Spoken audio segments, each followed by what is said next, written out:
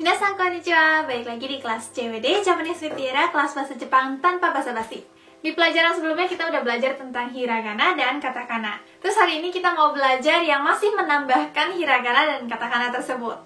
Jadi sebelumnya nih, teman-teman pernah nggak melihat huruf-huruf hiragana atau katakana seperti ini? Ini adalah huruf apa, teman-teman? Fu. Ada di deret ha, ha, hi, fu, he, ho. Terus di atasnya ini ada lingkaran kecil, maksudnya apa ya?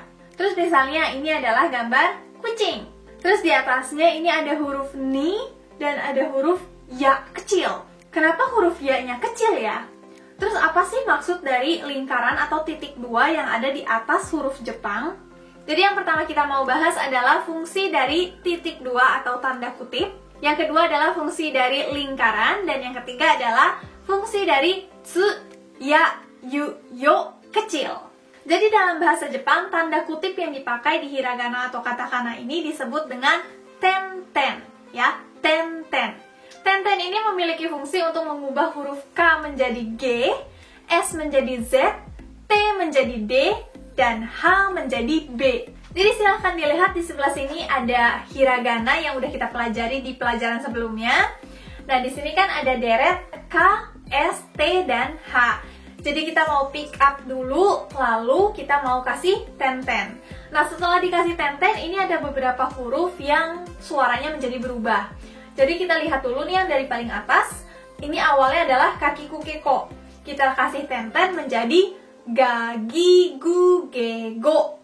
Lalu untuk deret S, ya, sa, si, su, se, so. Ini kalau kita kasih ten-ten, ada bunyi yang berubah.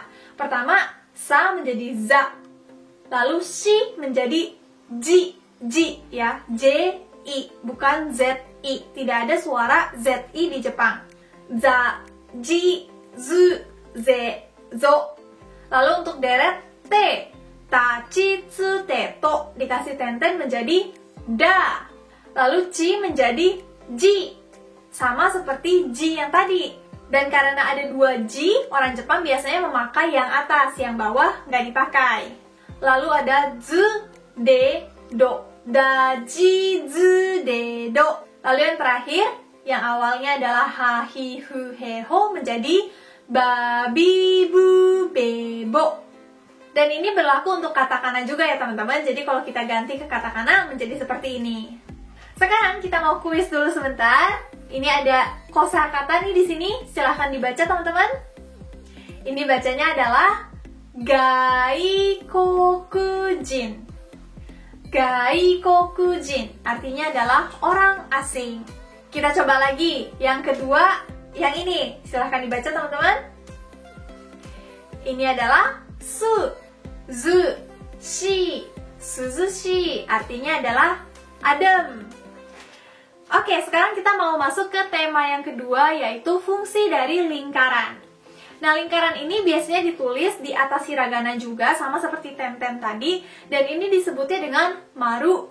Maru artinya adalah lingkaran di Jepang. Jadi mulai sekarang kita sebutnya maru.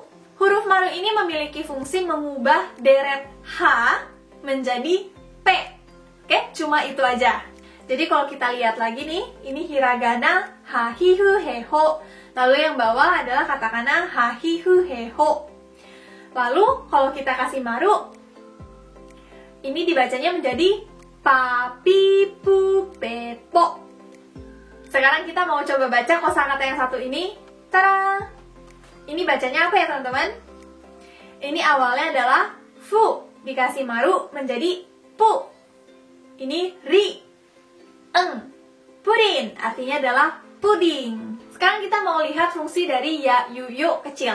Huruf ya, yu, yo kecil ini sangat spesial karena dia cuma bisa ditempelkan untuk huruf mati yang ada di baris i, ya, i. Jadi misalnya kita mau pick up ki. Ki ditambah ya kecil, ini dibacanya menjadi kya. Ditambah yu kecil menjadi kyu. Terus ditambah yo kecil menjadi kyo. Kya, kyu, kyo. Lalu untuk bunyi S menjadi sya, shu, sho. Lalu untuk bunyi ci, cia, cu, co. Nya, nyu, nyo. Ya, ini seperti yang tadi ada di pembukaan.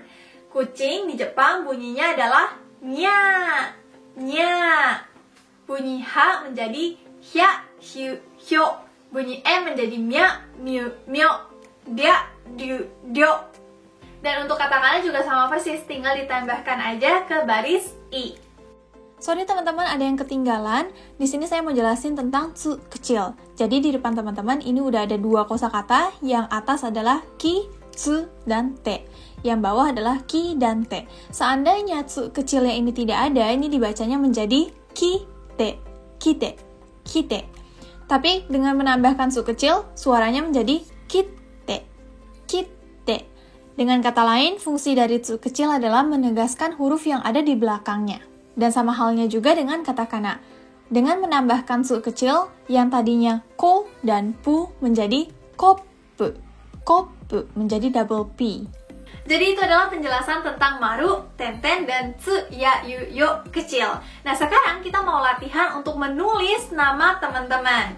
Nah tadi nih kita kan udah bahas nih, kalau katakana itu tinggal dikasih tenten, nanti dari K, S, T, H menjadi G, Z, D, dan B. Lalu dikasih maru menjadi P.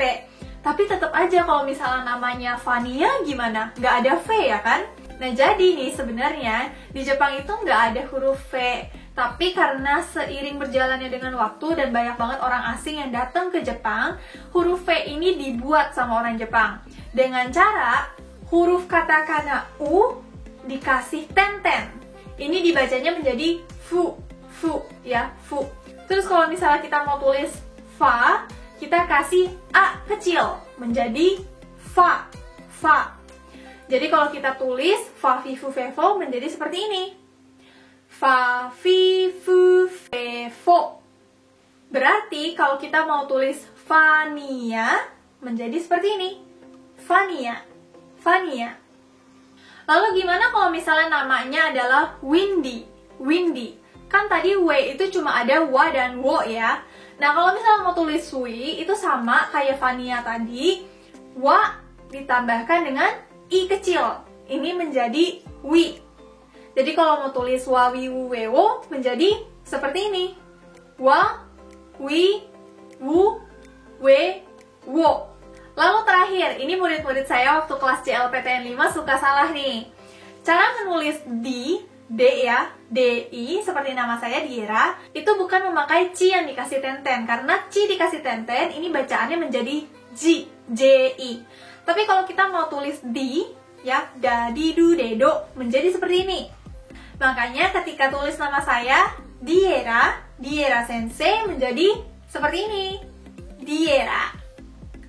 Jadi saya mau minta untuk teman-teman tulis nama kalian dalam alfabet, lalu dalam katakana dan komen di bawah. Nanti kalau misalnya ada yang salah, saya koreksi. Jadi itu adalah pelajaran kita hari ini. Kalau misalnya teman-teman punya pertanyaan atau request, langsung tulis aja di bawah karena saya nanti pasti akan baca. Sampai jumpa di video berikutnya. Matane!